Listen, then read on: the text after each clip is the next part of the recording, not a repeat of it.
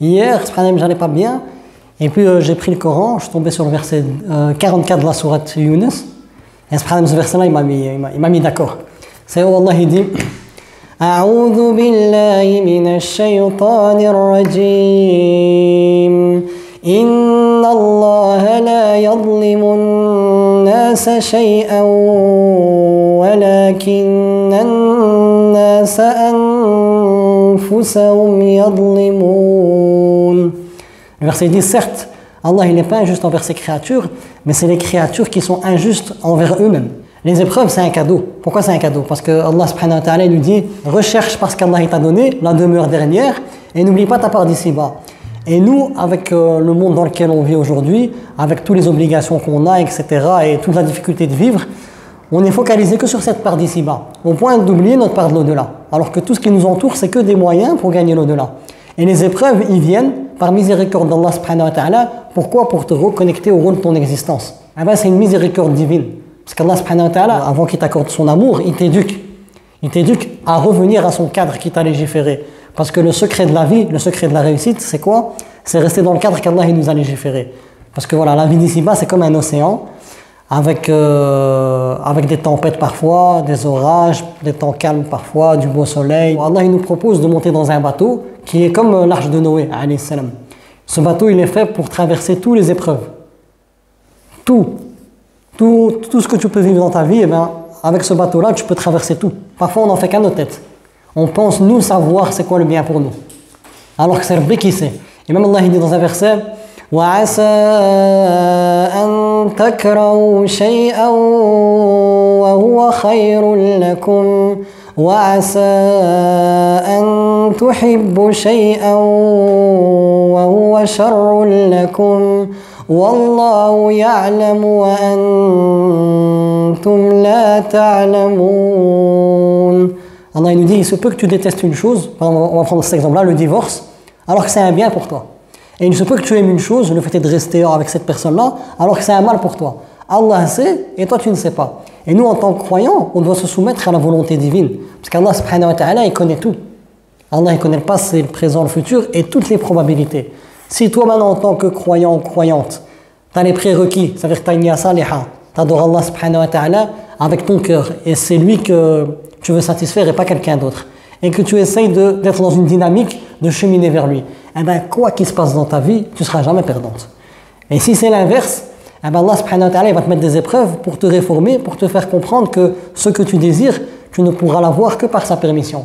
Et les choses que tu veux avoir, c'est en lui obéissant. Tout ce que tu désires, c'est en obéissant à Allah subhanahu wa ta'ala. Et comme je parlais de la métaphore du bateau, le bateau qu'Allah nous propose, c'est le cadre qu'il nous a légiféré. Si tu restes dans le cadre qu'Allah t'a légiféré, tu montes dans ce grand bateau robuste. Et même s'il y a les tempêtes, des épreuves, même si le bateau il s'agite, mais il est solide, l'eau elle ne va jamais rentrer dedans, il ne va jamais couler.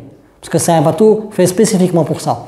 Mais si toi tu décides de prendre une barque et d'en faire qu'à ta tête, la vie elle est dure. Allah il dit لَقَدْ خَلَقْنَا الْإِنسَانَ فِي كَبَدٍ.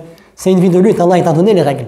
Et nous souvent, comment on se fait arnaquer, c'est que on prend les codes du paradis, qui sont être éternellement bien, avoir ce qu'on veut, jamais de problème, etc. Et on les mélange avec la vie d'ici-bas. Alors que c'est ça le problème.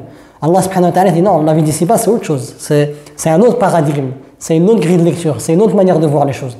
La vie d'ici-bas, Allah il te dit, une fois que tu vas attester que je suis Allah et je suis le seul et l'unique et que le prophète Mohammed c'est mon messager, je vais te mettre à l'épreuve. C'est le verset 2 de la sourate 29.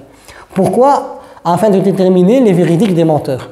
Et nous, quand on a une épreuve, c'est aussi un indicateur pour nous dire où j'en suis. Ok, je dis qu'Allah c'est le plus important pour moi. Je dis que je crois en Allah subhanahu wa ta'ala. Et quand je dis que je crois en Allah subhanahu wa ta'ala, ça veut dire tout ce qu'il a mentionné dans son livre et tout ce qu'il a enseigné au prophète alayhi salam à travers la tradition prophétique, c'est la vérité. Mais Rabbi m'a déjà prévenu qu'il y aura des épreuves, qu'il n'y a rien qui est stable, que je vais vivre des situations délicates, mais il m'a promis que tant que je place ma confiance en lui, j'aurai toujours une issue favorable qui dépasse l'entendement. Pourquoi moi je suis triste? Pourquoi je m'en veux? Pourquoi j'ai de l'anxiété? Pourquoi? C'est à nous de se poser les bonnes questions et revoir, se réformer. Si maintenant on voit qu'on désespère, etc., là c'est comme un petit signal, un petit indicateur, te dire, écoute, tu as peut-être dit avec ta bouche des choses, mais essaye de réformer ton cœur pour les vivre. Et tu pourras les vivre que par la permission d'Allah. Donc dans tes prosternations et dans tes prières, tu dois invoquer Allah subhanahu wa ta'ala pour qu'il puisse t'accorder cette foi-là et cette force. Parce que ta force, elle est qu'en lui. La hawla wa la quwwata illa billah. Il n'y a pas de changement d'état ni de puissance qu'en Allah. Donc ta force, elle est en Allah. Et quoi qu'il se passe dans ta vie, tu dois savoir qu'il n'y a rien qui peut se faire si ce n'est qu'avec la puissance d'Allah subhanahu wa ta'ala. Et quoi qu'il se passe, si tu ne veux pas le comprendre, il y a certaines choses dans la vie que nous, on est entêtés. Souvent, moi le premier, il y a des épreuves qui se répètent. Toujours les mêmes épreuves qui se répètent. Ça veut dire que moi, personnellement, spirituellement, je n'ai pas compris la leçon. Je ne dois pas remettre la faute sur Allah, je dois mettre la faute sur moi. Parce qu'Allah, il s'est interdit l'injustice à lui-même. Allah, il m'a donné tous les outils que j'ai besoin pour accomplir mon rôle dans mon existence. Et le fait d'accomplir le rôle de mon existence, ça va me donner un cœur saint, un cœur qui est en paix avec lui-même et qui est imbibé de l'amour d'Allah et qui veut le bien pour les gens. Et c'est ce cœur-là qui va être accepté par Allah le jour du jugement dernier. Donc Allah, il me donne tout. C'est moi, qu'est-ce que je fais avec ces outils-là? Si maintenant, moi, je vous donne tous les outils pour construire une maison et vous dites, ouais, vous faites n'importe quoi avec. Le mode d'emploi, c'est le Coran et la tradition prophétique. Et voilà, le mode d'emploi pour construire une maison, l'architecte va vous le donner, c'est un plan, etc. Mais si tu n'utilises pas le plan, comment tu veux construire ton bonheur? Et c'est simple. Et l'épreuve, donc, pour moi, chaque fois que les gens ils sont éprouvés et qu'ils sont difficiles, pour moi, je rigole. Je rigole, pourquoi? Parce que j'ai un sourire. C'est pas un rire de moquerie. C'est un rire parce que je dis, subhanallah, je vois la miséricorde d'Allah se manifester à travers cette épreuve. Parce qu'Allah, subhanahu wa ta'ala, c'est l'alim, comme je vous ai dit, celui qui sait tout. Et c'est aussi le khabir, celui qui est conscient de ta réalité, ce que tu vis dans ton cœur. Et Allah, il fait chaque chose avec précision, et c'est le sujet de cette jalsa aujourd'hui. C'est que fais confiance à Allah subhanahu wa ta'ala. Si tu as donné une épreuve avec une intensité puissante à ce degré-là que tu vis à l'intérieur de toi et que ça te fait mal et que c'est difficile, ça veut dire que c'est la meilleure épreuve pour toi pour te ramener à lui. Parce que s'il aurait diminué de 1 degré l'intensité de cette épreuve, ça n'aurait pas été la bonne chose pour toi. Et s'il aurait augmenté d'1%, ça n'aurait été pas la bonne chose pour toi. Allah il te donne chaque chose avec perfection. Et aujourd'hui, c'est ce qu'on va voir. On va partir de la création pour voir la perfection de la science d'Allah, comment il a créé les choses, pour faire un parallèle avec la vie de tous les jours, avec les plans d'Allah pour nous. Dans le sens, les plans d'Allah, ils sont parfaits. Allah, il dit, Allah, c'est lui le maître de son commandement, mais la plupart des gens ne savent pas. Souvent, on pense qu'Allah, il ne sait pas. Alors que c'est lui qui sait tout. Fais-lui confiance. On a des épreuves très très très difficiles et on ne comprend pas le sens. Mais Rabbi subhanahu wa ta'ala, tout ce qu'il a fait, il le fait avec sagesse parce que c'est lui le hakim. Il fait la chose convenable, de manière convenable, au moment convenable. Et c'est à nous de replonger en nous-mêmes et de revoir notre manière de faire les choses et de se réformer. Et de toute façon, Allah subhanahu wa ta'ala, si tu as mis une épreuve et tu n'as pas pris ta vie, ça veut dire qu'il te veut le bien. Parce qu'il peut te prendre dans une posture où tu ne mérites pas le paradis, où tu ne t'es pas réformé. Non, Allah subhanahu wa ta'ala, tout ce qu'il fait pour toi ici sur terre, ces épreuves, c'est des cadeaux pour te réformer parce que cette vie d'ici-bas, ce n'est pas une finalité. La finalité, c'est de le rencontrer avec un cœur saint le jour du jugement dernier. Donc si Allah, moi, il m'éprouve, j'étais à côté de la plaque, Allah, il m'éprouve pour me remettre dans le droit chemin, et que le jour du jugement dernier, je suis dans de bonnes circonstances et j'ai accès à un paradis éternel, où je pourrai avoir tout ce que je veux, et même plus parce qu'il a préparé des choses que mon imagination, elle ne peut même pas imaginer. Alors moi, je dis, alhamdoulilah, ya Rabbi, pour ces épreuves. Même il y a des gens, le jour du jugement dernier, on va dire si seulement j'aurais été à leur place. C'est des gens comme les Ouïghours qui vont vivre beaucoup d'épreuves et le jour du jugement dernier, on va voir leur récompense. Tout ce qu'Allah subhanahu wa ta'ala leur a donné comme cadeau. Pourquoi? Parce qu'ils ont patienté face à ces épreuves. On va voir leur mérite. On va dire si seulement j'étais à leur place. Donc l'épreuve, en réalité, si tu es un croyant et une croyante, c'est un cadeau.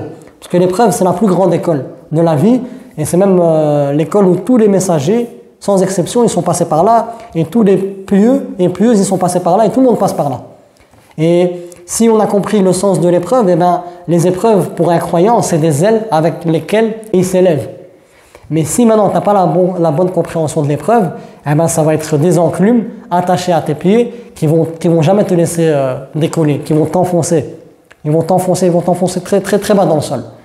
Et, avec des maladies psychologiques, tu auras de l'anxiété, tu seras mal, et tout ça, ça va impacter dans ton corps, dans ta vie de tous les jours. Plus aucune motivation, tu n'auras rien. Alors que subhanallah adim, quand on regarde en profondeur, c'est vraiment un cadeau d'Allah. Et c'est pour ça qu'après on dit juste après, parce que le premier verset que j'ai commencé, c'était quoi? C'est Allah subhanahu wa ta'ala, il ne fait pas d'injustice envers ses serviteurs, mais ses serviteurs qui font de l'injustice envers eux-mêmes. Et même Adam alayhi salam, la première histoire qu'il y a dans le Coran, lui il a pris conscience de tout ça. Parce qu'il a commis un péché, et Allah subhanahu wa ta'ala, de ce fait, il a fait descendre du paradis, il est venu ici sur terre. Mais à la fin, il a réfléchi. Il a dit ربنا ظلمنا أنفسنا وإن لم تغفر لنا وترحمنا لنكونن من الخاسرين. Il a dit Seigneur, on a commis du tort envers nous-mêmes, lui et son épouse, Adam et Hawa. On a commis du tort envers nous-mêmes, dans le sens, Ya Rabbi, il y avait le fruit de cet arbre, et toi, Ya Rabbi, tu m'as dit de ne pas me rapprocher. Moi, je me suis rapproché parce que Shaitan m'a travaillé, j'ai accepté ses waswas, il n'a aucun pouvoir sur moi, mais j'ai accepté ses waswas, et je pensais que personne ne mentirait, et il m'a juré en ton nom que ça allait me faire du bien, cet arbre-là. Il a fait de la projection. Dans cet arbre-là, il a mis ce que moi je désire. Il a dit, si tu manges de ce fruit-là, tu vas être parmi les éternels, etc., etc. Et toujours, Shaitan, il joue avec de la projection. Shaitan, par exemple, il va dire de faire un péché, mais ce n'est pas le péché en lui-même qui va te montrer. Il va te faire croire des choses, il va te faire projeter des émotions, et le fait est que tu vas être satisfait après avoir fait ça. Il fait de la manipulation. Mais nous, en tant que croyants, une fois qu'on se rend compte de tout ça, c'est comme Adam alayhi salam. À la fin, il s'est rendu compte qu'en vérité, que Rabbi lui a dit pas t'approcher, parce qu'une fois que tu vas t'approcher, l'intensité elle sera trop grande et tu vas tomber. Et une fois qu'il est tombé, il a dit en vérité, c'est ma faute à moi en vérité. Pourquoi? Parce que Allah subhanahu wa ta'ala, il m'a donné des règles à respecter, et moi je ne les ai pas suivies. Et donc maintenant, je suis en train de subir, j'ai des remords. Donc en vérité, la faute, elle revient à moi. Et il a dit, et si tu ne nous pardonnes pas et nous fais pas miséricorde, on sera parmi les perdants. Et Allah subhanahu wa ta'ala, il nous aime. La porte du repentir, elle est toujours ouverte. Tant que tu es encore en vie et que ton âme n'est pas arrivée à la gorge, et que l'un des signes de la fin du monde, un grand signe de la fin du monde, il ne s'est pas encore manifesté, le fait est que le soleil il se lève de son couchant, eh ben, la porte de la miséricorde, elle est ouverte. Et comme on a vu dans les 2 dernières jalsa, le jour du jugement dernier, tu n'auras pas d'argument. Parce qu'Allah, il a tout mis en place dans ta vie. Pourquoi? Pour que tu puisses le rencontrer dans de bonnes circonstances. C'est à toi de te poser la question, est-ce que tu as été éveillé face au signe d'Allah? Et Allah, il te dit, Man kana fi hadi a'ma. Celui-là qui est aveugle face au signe d'Allah ici-bas, eh ben, le jour du jugement dernier, Allah il va le recréer aveugle. Puis il va dire Rabbi lima hashartani a'ma wa qad kuntu basira. Oh Allah, pourquoi tu m'as recréé, tu m'as ressuscité aveugle alors que dans la vie d'ici-bas je voyais. Il a dit parce que moi je t'ai envoyé mes signes et malgré que tu les as vus, tu as masqué. Tu voulais pas. Tu voulais rester dans ton insouciance. Malgré que tu avais un état de conscience et que tu sais que ce chemin-là que tu prends, c'est un mauvais chemin, toi, l'inconscience, tu as voulu prendre le chemin de l'inconscience, malgré que tu avais cet éveil-là. Donc maintenant, tu es aveugle et c'est encore plus pire que dans la vie d'ici-bas. Parce que là-bas, il y aura le pont, il y aura le sirat, on va traverser l'enfer et on sera sur un fil. Et si tu es aveugle, déjà, des gens avec leurs yeux, ils vont tomber. Ah, c'est que si tu es aveugle. Et donc voilà, l'introduction, c'est voilà, il faut se réformer en fait. Parce que souvent, moi le premier, peut-être je fais des vidéos et tout, mais la nuit, parfois je pleure et tout, etc. Mais je suis content. C'est pas je pleure, je suis triste. Non, il ne faut pas s'apitoyer sur son sort. Non, il faut pleurer, c'est bien. Allah subhanahu wa ta'ala te permet de te décharger. Et aussi, Allah il te permet d'exploiter des moments de ta vie et des sensations qui vont te permettre de découvrir des choses par rapport à lui, par rapport à ta vie de tous les jours. Dis subhanallah, la ilaha illallah. Moi, ce que j'ai pleuré hier, c'est ce que je vous ai expliqué aujourd'hui. Et si Allah ne m'aurait pas mis dans cet état-là, je ne vous aurais pas expliqué tout ça avec cette intensité-là. Donc le croyant, il n'est jamais perdant. Oula, il n'est jamais perdant. Avec Allah, ce qui est bien, c'est que tu rentres dans le commerce, c'est-à-dire que tu vends ton âme à Allah. Avec Allah, subhanahu wa ta'ala, en te soumettant à lui, tu trouves ta liberté, dans le sens, en écoutant les injonctions d'Allah, subhanahu wa ta'ala, tu restes dans ce bateau que je vous ai expliqué. Et en restant dans ce bateau, tu es bien. Parce que suffit que tu sors du bateau, tu vas te sentir mal. Parce qu'en obéissant à Allah, subhanahu wa ta'ala, tu améliores ton bien-être, parce que tu restes dans un cadre qui t'a légiféré, et lui, il te donne tous les ingrédients pour être épanoui dans tous les domaines de ta vie. Le mariage, etc., ou bien le commerce, ou la vie de tous les jours, la vie en société, etc. Et moi, si je reste dans le cadre qui m'a légiféré, quoi qu'il se passe, mon bien-être, il va être bien. Mais si je désobéis à Allah, Allah, il a légiféré une loi, comme il dit وَمَنْ أَعْرَضَ عَنْ ذِكْرِي فَإِنَّ لَهُ مَعِيشَةً ضَنْكًا. Si je m'écarte du rappel d'Allah, Allah, il a décrété que celui-là qui s'écarte de son rappel, c'est-à-dire de sa relation avec Allah, eh ben, il va mener une vie pleine de gêne. Quoi que tu peux amener le mari le plus beau gosse, qui a la meilleure voiture, avec une villa de dingue, les voyages, Wallah al-Adim, si ça ne va pas dans ton cœur, tu vas pas prendre de plaisir. Alors que subhanallah, si tu es bien avec Allah dans ton cœur, Wallah al-Adim, même si tu n'as rien, tu es en paix avec toi-même. Et cette paix, c'est ce qu'on a de plus cher. Et on a tous pu l'expérimenter parce qu'Allah subhanahu wa ta'ala, à travers la vie de tous les jours, il nous démontre ces choses-là pour qu'on puisse prendre conscience de ses noms et ses attributs. Allah, il a des noms et des attributs, et à travers les épreuves de la vie, on peut concrétiser ces noms. Comme si maintenant on s'est tous restés au paradis. On n'aurait jamais su qu'Allah c'est Al-Ghafour, celui qui pardonne les péchés, parce qu'on est au paradis. Mais le fait d'être sur terre et d'avoir une certaine nature, ce libre arbitre, parfois on va être dans des postures où ça va être délicat, on va être faible, on va faire des péchés. Mais Allah, il nous a créés. Il sait qu'il nous a créés avec ce libre arbitre et que c'est difficile pour nous et qu'on est faible.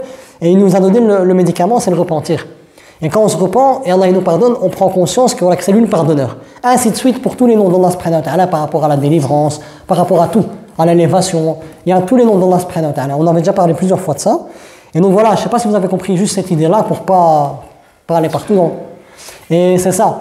Si maintenant, parfois on sent mal dans notre cœur, eh bien, il faut se reposer la question à nous, est-ce que moi, dans tout ce qui se passe dans ma vie, et le domaine dans lequel je souffre, est-ce que moi j'ai vraiment écouté les injonctions d'Allah par rapport à ça pour être épanoui? Parce qu'Allah il m'a tout donné les ingrédients. Ou est-ce que moi j'en ai fait, j'ai voulu moi-même, j'en ai fait qu'à ma tête. Moi je parle pour moi.